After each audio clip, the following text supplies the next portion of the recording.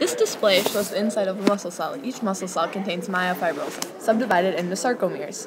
Here you have a small part of a sarcomere. Muscle contraction must be stimulated by a motor neuron. The neurotransmitters are released from the motor neuron and diffuse across the synaptic cleft. They attach to receptors in the sarcolemma. Action potential is sent along the sarcolemma and down the T-tubules.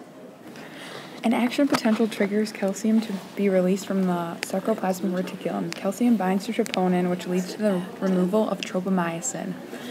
This causes the actin binding site to be open to the myosin heads. ATP brings the myosin heads into their high energy configuration. This allows them to bind to the actin. This binding of the myosin head to the troponin is called a cross-bridge.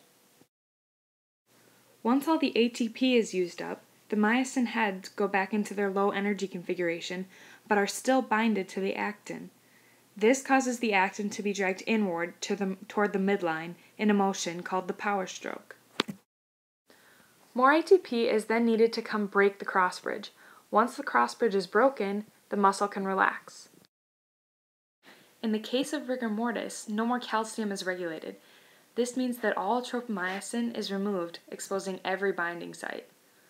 Myosin heads then utilize any available ATP to go into their high energy configuration and bind to the actin. Since all the ATP gets used up in this process, there is none left to come break the cross bridge. This means that they stay binded and the muscles aren't allowed to relax.